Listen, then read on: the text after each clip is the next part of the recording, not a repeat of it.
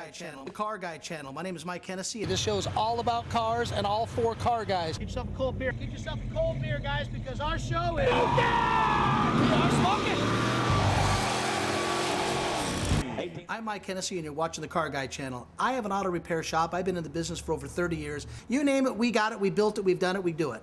We love this car stuff, and I hope you guys do too. We're gonna have a lot of fun, got a lot of stuff cooking, so just stay tuned.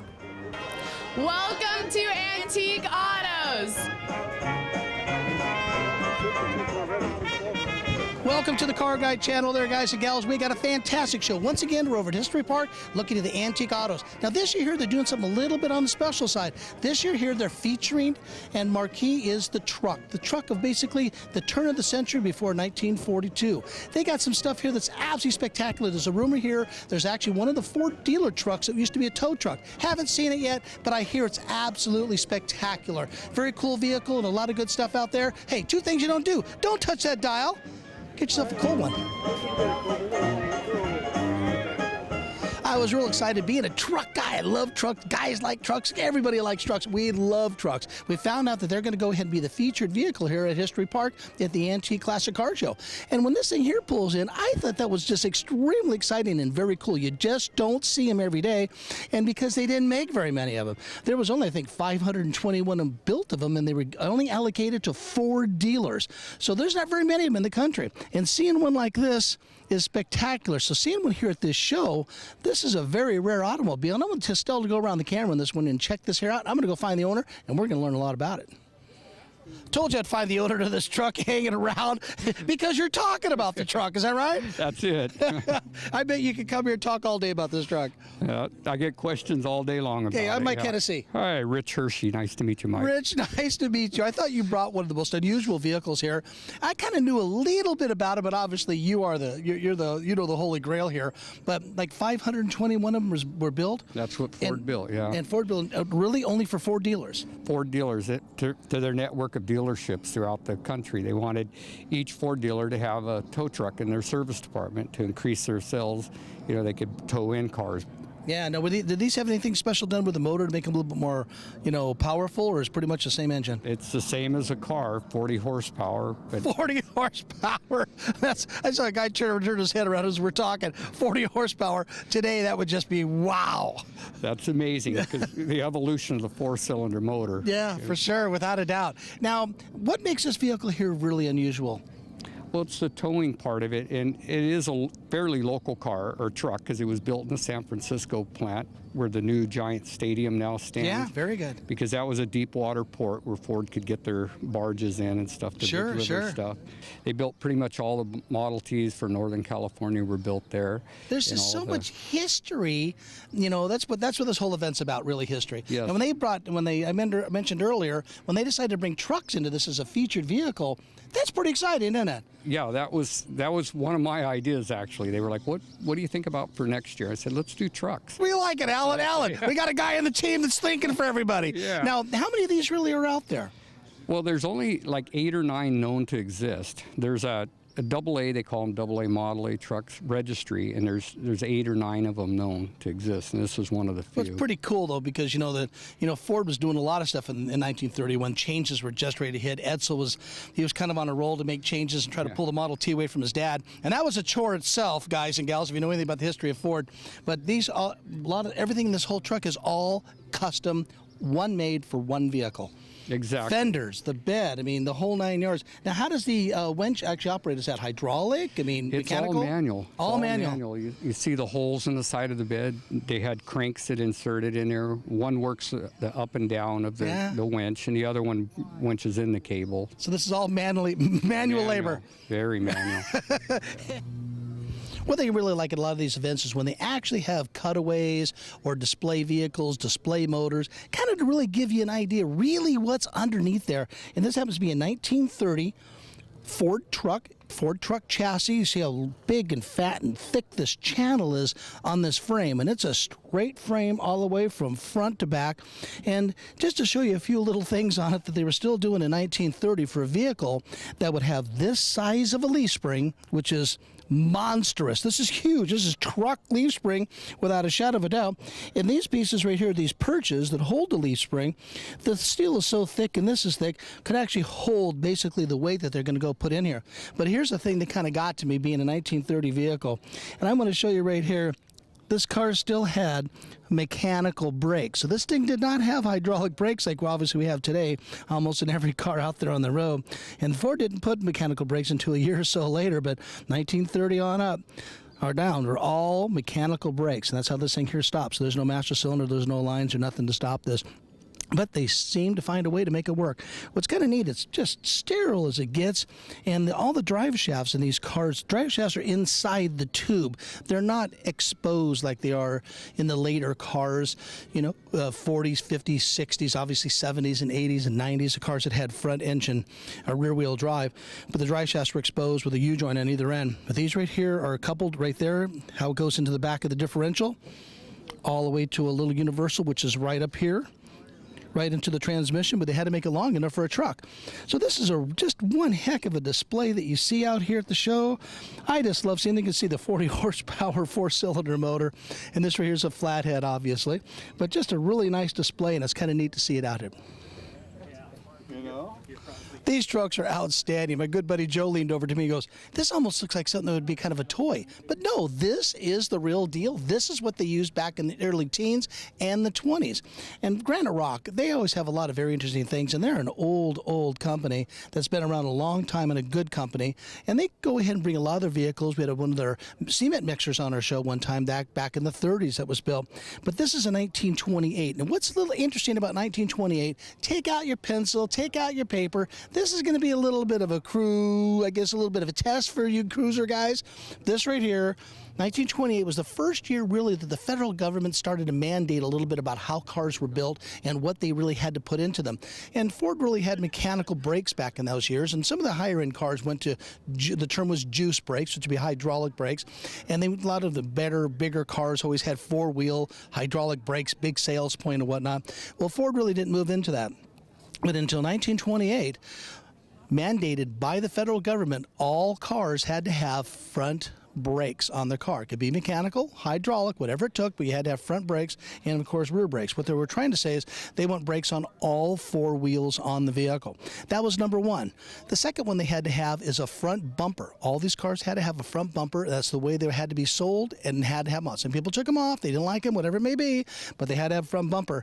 And here's kind of the crazy thing, which you think would be the obvious of obvious. Cars had to have a rear view mirror. So you got bumpers, you got front brakes, and you have a rear view mirror. I'm telling you, what goes on today is a little bit different. Seat belts to sew on and airbags and horns and you kind of name it. But the simplicity of this is just fantastic. And when you take a look at something like this again, you see the heavy leaf springs, and these are big 5-lug bolt-on wheels with huge spokes that hold these wheels. And it wasn't until later on that they went to a solid disc wheel. And we'll go into that when we see a couple of the vehicles here at the show. But what a great display on this stuff, and it's really pretty cool. Nice truck. Dean, how you doing? Mike Hennessy. Dean Meltz. Dean, nice to see you.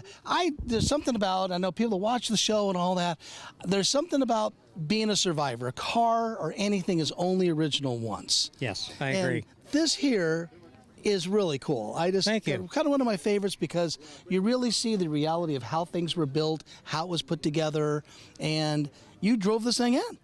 I did, from San Leandro. San Leandro. Yeah, 34 miles away. How fast does this thing go? It cruises nicely at 30 to 35. 30. Most people would never understand that go down there. How long have you had it? I've only had it about 6 years. It was found on a farm in Martinez in December of 1954. And the gentleman who found it was an engineer for Boeing. He pulled it into the garage and he tinkered with it for 58 years. Never got it running, never put it back together. Unfortunately passed away in 2009. I bought it from the family in 2010. His wife had to have the patience of Job. She was gone already. I got it from his daughter. Okay. But yes. Yeah, exactly. And 58 years tinkered and didn't get it running. Yeah. Guys, if you got the stuff, get it to a home that can get it sold. Get somebody to get some use out of it like Dean did. Now this is last summer I actually reconnected this with the daughter. Oh, really? She played in it as a little girl when she was 6 years old, and she never saw it together and running. So I got her to a show close to her. I gave her a ride. We both cried. It was wonderful. Great. Now, this is a 28 Chevy. 28 Chevy, We covered- half-ton. Covered the Fords earlier. Yes. And I'm just telling you, this is pretty spectacular, and I think it's really kind of neat you brought it. So Thank when you. when you had to hear this as they're featuring trucks, Oh, I had to be there. you had to be here. Yes, I have another one at home that I couldn't quite get here, but oh well. But it's running? Not yet. I've been working on rebuilding the engine for 6 months. It's not running, but it's got to be running. It ran when I parked it. Very good. Gene, thanks for having it here. Thanks for having it on the show. Thank you. I've told all the unusual vehicles we get up to come to the Survivor stuff. I always say it. It's all the original ones. This right here is worth looking at. Estelle's going to hit this with a camera, and I think you'd be pretty impressed. Well, I know if it's going to be a truck event, we're going to see with my old good buddies, Ed and Karen Archer. And Ed has driven this thing here everywhere. We did the 100-year celebration for Chevrolet. I remember calling up Ed, said, Ed, can you bring that truck down? He throws Karen in there. They drive this truck all the way from their house, where I think they live in Newark, drive it all the way down here with these monstrous hard tires. So he has to put some more cushions in that seat for sure. But what a pretty cool truck. Being a 1924 Chevrolet. You can see with the wood in the front, the way it's put together, the lights. And again, like I always say, you know, the original stuff, love Survivors. But we'll find our good buddy Ed and Karen around here somewhere and talk to them about it. But take a look at Ed's truck. See if you guys remember that from an episode we did on the 100-year celebration of Chevrolet. Now, this happens to be one of the more of a heavier duty truck, and this is a 1928 Chevrolet. But you will notice it's an early 1928 because it does not have the front brakes on it. Well, there's something else about the whole truck is just cool because I like this stuff because it's just so neat. But options, they had some crazy options. I'm going to show you the technology that they really had in 1928. Now, we get asked really quite a bit about some of this stuff. Some people say it's kind of goofy or interesting items and whatnot. But this right here is something that I've only seen two in my life, and this right here is number two. So this right here actually tells you how many miles per gallon you get on a vehicle. Now, let me kind of explain how this works. There's a hook on the back side here, which I don't want to touch the gentleman's part. This hook hooks onto one of the radius rods on the front of the car. You get one of the fuel lines, hook it up here, go to the carburetor. This right here will go to the fuel tank. Now, you fill this up full of gas right up to where there's a little line right here. You fill this thing up to gas, and then when the gas gets used and used and used, there's another line which is right here. So when the gas gets to that line, you look at your odometer, and that tells you how many miles per gallon you get on the car. I'm telling you, this is how creative these guys get to figure out, but they wanted to know. And you would ask somebody how many miles they get in an older car. I don't know. I never really look nor really care. I just make sure there's enough gas in it to get to point A and point B. But this right here was somebody developed this, and I think that is a pretty cool option. Now we're coming into the era of vehicles that just a little more roundy, a little bit more stylish. This happens to be a 1940 Chevrolet. This is a 3/4 ton truck. What I kind of like about it is that it's been restored, but restored very well to be a driver. You can kind of tell that they use it, and I think that's what these people got to do with a lot of these. You see a lot of the garage queens, trailer queens, and they really have a neat persona about them because you really get a lot about what the car is supposed to look like. Some are overbuilt and overdone. This I don't feel was. Maybe the bed has been stained in the back, but the bumpers look really nice. The spare tires in the back. You can see that the motor under the hood has been used. They run and fire this thing here up, and that's what I think is kind of cool. Seeing a 1940 Chevrolet on the road is really pretty cool. 3/4 ton truck. A lot of guys in the street wad world didn't touch them because they wanted the half ton. They wanted that shorter look, a little more of a racier look. But what they did on this here, they restored it, and these are coming alive. They're coming back, and people are doing them. So if you grab one, these are pretty cool to do. Take a look at this. A 1930 Packard. Now, believe this, back in 1930, this vehicle here, this was the holy grail, probably one of the best built cars of its era for what we call the luxury cars. This is a 7-passenger automobile. The neat part about it is that this car here sold brand new for $5,464. That's a ton of money back then. Even though you look at them today, of course, a different story. You know, figure Fords and Chevys and were a lot less than that in 1930, quite a bit less. But you get a vehicle like this, it's just, they were the way all the cars being hand built, but this, the luxury, the class, the design, being a 7-passenger car, fully closed-in cabin inside. They're really neat. There's a picture on the side window that Estelle's going to go ahead and shoot of the family in 1931 who had the car, and the picture was over in Santa Cruz. What kind of gets me is when you see old vintage pictures, it looks like they're all pissed off. It's kind of funny to see it. Check it out. Great car. Glad to have it here. A lot of luxury cars back in the early years had a lot of different options. And being a luxury car like a Packard, being the top of the line car, this headlight steers right here off of the front steering mechanism, so the headlight, center light, turns with the headlights. This hood ornament is absolutely ultra spectacular. But the history behind this car, every car has a story, which that's what really makes a lot of this so exciting and so interesting to most people. This car right here is a local San Jose sold car. There was a dealership on the Alameda that actually sold the car. The building is actually still there today. So it's really kind of cool to see that this car here is out here being sold, being used. I think it's kind of neat. Back then, this was a pretty big deal. For a Packard Roadster, this car is absolutely just class all the way. This is a fantastic looking automobile. I love the white wheels on the car. Of course, you know, the golf club opening door on that is just really cool. And then when you catch the hood ornament in the front, you see the lady chasing the donut. There used to be a nickname. It's pretty cool. They really knew how to do hood ornaments back in early Packards and Cadillacs and Pierce Arrows, and the list goes on. But I'm telling you, this car right here is absolutely one of my favorites and spectacular.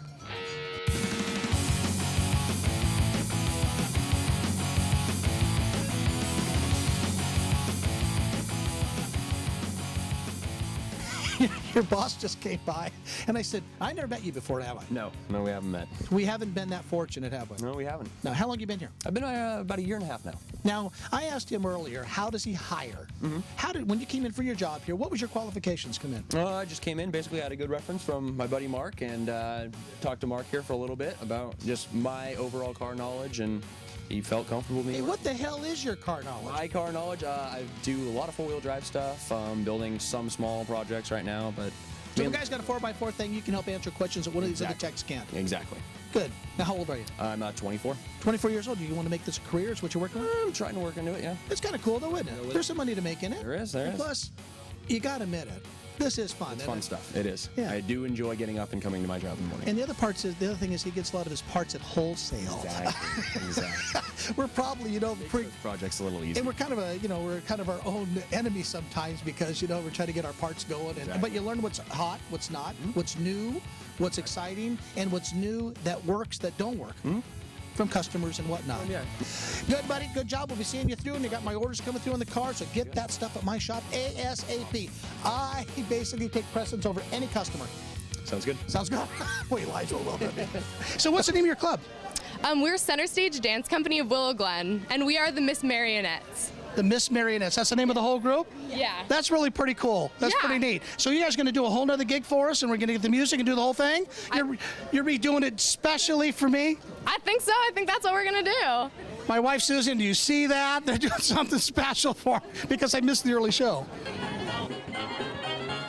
Megan, Grace, Monica, Emily, Megan, Sydney, Kendrick, Stacy, Bryn, Hennessy, Marissa, Peyton, Elena. Working with automotive historians, I mean, I'm telling you, there's a lot of excitement about this, and being involved in the hobby really means a lot. I know we got our Fords, we got our Chevys, we got our Chryslers and all our stuff, but things you don't see every day really would be a 1930 Kissel. Very unusual car, very rare car. It actually had a straight 8 engine, a flathead straight 8. These were phenomenal vehicles built back in the day. And of course, this is the White Eagle, and this right here is kind of very synonymous with a Kissel car. This is a fine example of a Kissel, probably one of the best I've ever seen, really up front and going around. And I don't think really one's been at this show before. So showing you guys and gals something that's kind of new and exciting and different, I really enjoy that. So, you know, they all see the certain type of cars to see on the show, but when you see something you haven't seen, you get a little time, Google it up, check it out, learn a little bit about it, and that's what the history and the involvement of being around collector cars is all about. This is a pretty neat example of it. Check it out, see some really neat touches, pretty cool. I want to introduce you all to a car out there we have never seen. It's only been out with their garage maybe once. I have no idea because I've never seen it. My name is Mike Hennessy. Hi, I'm Chuck Kissel. Hey, Chuck, how you doing? I'm fine. I'm also Chuck Kissel. And you're Chuck Kissel. Apparently, we got a car called the Kissel, and it's really not named after these guys. And it's just ironic that the car your last name happens to be Kissel. Yes. And did that actually Did that actually intrigue you for the car at all, out of curiosity? It did. If there was a car called a Hennessy, I'd be all over that car. But they don't have a car called a Hennessy. So so I guess we're all lucky out there. But you understand the reason why it's important to us. Oh, God, I think it's pretty neat. But then the other thing is, you guys found a very, very unusual car. I mean, let alone, I've heard of one. I didn't know how long they made. How long were they in production? 25 years. And what was the first year? First year was 1903, right? 1903 to 31. Only a few cars were made in 31. Okay. Most ended in 30. And so this car here happens to be one of the last ones. This is the last known car off the assembly line. The last one. And you guys know On that. record, on On record. record. On record. But you They're guys. surviving. But you guys know that really because you're in a group and a club that actually has a registry for a Kissel registry. Yes, sir. Now, a lot of people really never heard of one, but you guys made a number. I wasn't sure on how many were out there. You know, I try to think I know everything, but I don't. But they made, what, roughly how many cars you guys think? 35,000. About roughly 35 or 25? I think it was 25,000 to 35,000. How about you guys at home Google it and let us know?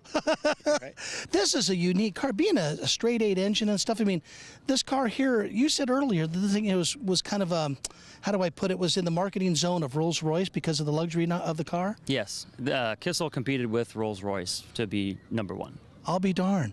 You guys have a lot of history. You're learning about it. It has to be new stuff every day because this is not out there. And this is the first time I've ever seen your car, and it's the first time I've ever seen a Kissel at a show except for Monterey once. Now, how many models of Kissel do they make? Oh, we don't really know the answer to that. Wait, Chuck, come on. No. This is the Car Guy channel. Number one is if you don't know the answer, lie. There's about 5. That's what car guys do. We call it bench racing. I don't know, 5. But I didn't know how many models they made. I thought the one that I saw was a 2-door. But I could be wrong, but I thought it was a coupe. They made 2-door coupes. They made the Speedster. They made 5-door sedans. Then those were for the mass production. Then they did taxis and trucks, fire engines, and community. We don't know how many they Oh, really? Okay. That's So now, so you saved them. You saved them. That's right. He We're not jumped. sure. He jumped in. He jumped in. Chuck, you're on. No. By the way, I didn't know how this interview was going to go. I really didn't. We don't know either. They don't either. But you're passionate about this particular breed of a car. Now, are you guys going to be hunting down any other ones? And since you're kind of involved, you're going to keep out there and look for some more? I'm looking for a 2-door, the Speedster version. There's a few more out there that I think that aren't known about that I'm going to try to get. Well, you know, my That needs a little work. Oh, my shop restores cars. I'm telling you, there's some cars that I don't want to use the word easy, and everybody throw me a crazy email like when I say a Mustang is easy. Nothing's easy to do it right, but the availability of parts. I don't think you get on the phone and call your Kissel dealer and say, I need that hood ornament, for the for the White Eagle. I just don't know if you're going to find that. No, you have to make everything. I don't need to introduce this guy, Taylor, because Taylor's been on the show probably more than once. His dad, Tony's been on the show, has great cars. But I got an email from your pop, and he said, you are going to be blown out of the water. You're going to be totally surprised about your new find and your new buy. I'm looking all over for you. I finally found you because I hope you noticed the hat. See the hat? Yeah. Good to see you, Taylor. Definitely, always. And so you had one car that was supposed to be coming, and I know you guys aren't going to believe this on the Car Guy channel because this never happens before. The car did what happened? It was a 1919 Stanley steam car, and the main fuel line into the burner broke off. So what I'm getting at is it broke down. Yeah. I love it because our stuff, we're moving cars from my collection, one bill to the other. Nothing started. Gas pedals went to the floor. Hey, but talk about your kind of your latest project here. What do you got? All right, this is a 1911 Maxwell AB Runabout. This was the least expensive model they made that year, and it was also the 3rd best-selling car in America. Now, you're good. I thought you were pretty knowledgeable because you're a smart guy and you do all your history and stuff. What was the first year of Maxwell? In 1904, they sold their first car. And the last year of Maxwell? In 1925, they were renamed Chrysler. They're renamed Chrysler. And, of course, we were talking earlier about one of the really rare cars that were actually, a guy decided to take a car cross-country. Wasn't that it? Well, in 1909, one of the biggest franchisees of Maxwell wanted to advertise the car by driving one cross-country. So he found a early 20s young lady. Her name was Alice Ramsey, and she drove a 1909 model, I think it was a Model Q, across the United States. Really kind of cool. I thought the only thing they broke was an axle or something. Yeah, they had repairs along the way, but they went through deserts and over mountains, and they made it. What people don't understand is when you see a lot of these vintage cars like we got here today, their roads are paved. I mean, Yeah. these cars endured a lot of pretty cool stuff. I mean, they were made for off-road, and they continue to perform. They all run pretty well if you keep them up. Now, you do know that you're the honorary youngest member of the NT Car Club. I was not aware. I see your dad back there kind of cracking up because I kind of think you are. And how do we get young guys like you involved? But seeing this car here would be pretty exciting, I think. Yeah, it's always nice to bring it out and share it, and I always find people who get into the hobby just by looking at it. Sure. Now there's so many types of vintage cars. What made you pick a Maxwell?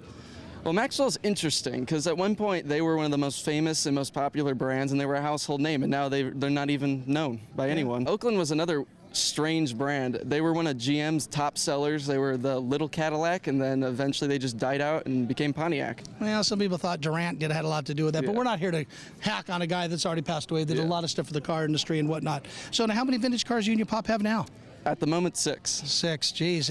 Now, of course, with your mechanical ability, you've been growing into this stuff, and you had a T, and you kind of, I think having this right here, Yeah. not knocking T's, but this is, to me, the real deal. Yeah, I've noticed as we have gone along, we've gotten more rare stuff, more complex stuff, and just more insane stuff to drive. Well, Taylor, it's always a pleasure. It's more than a pleasure having you on the show.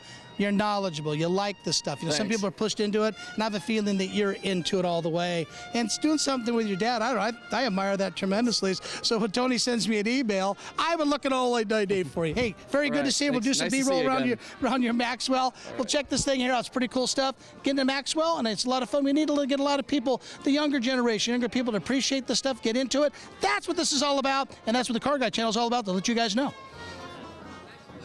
Hi, this is Joe, and you're watching the Car Guy channel. I have a hard time saying this on the show every time I walk up to a car and say, this is my favorite car. But this right here is one of my favorite cars. I like the Packard. Of course, you see the Lincolns, you saw the Kissel. But I'm telling you, this car here is just a driver. And Petter, he's one of the main people actually run and put on this event.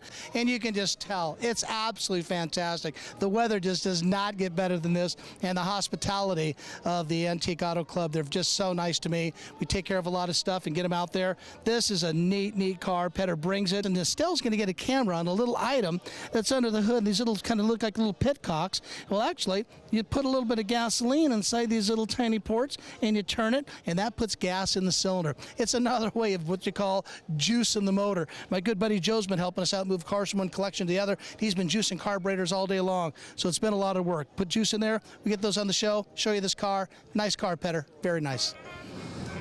What an event. What a group of cars we saw today. You know, really, I got to be honest with you. You don't see a Kessel every time you go to a show. Very unique car, and some very, very cool guys own it. And having their last day being Kessel, it doesn't get any better than that. I couldn't even write the script for that. It was pretty neat seeing all the cars and seeing all the trucks here over at History Park. They do a fantastic job here, and what they do for the community to bring in the life and bring back the energy back into vintage and classic cars. We need more of that. We met the young man Taylor, probably the youngest guys ever involved in antique autos.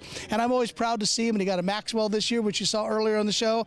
And it just makes me proud knowing to get some of these young guys here involved into this particular hobby. So I want to tell you very much. Thanks for watching the show. Hey, we'll catch you guys next week for a lot of good stuff. Don't forget sending me any cards and letters about your cars, what's going on, your projects, your high ones, low ones, fast ones, you kind of name it. Get a hold of me over the carguychannel.com, and we'll see you next show.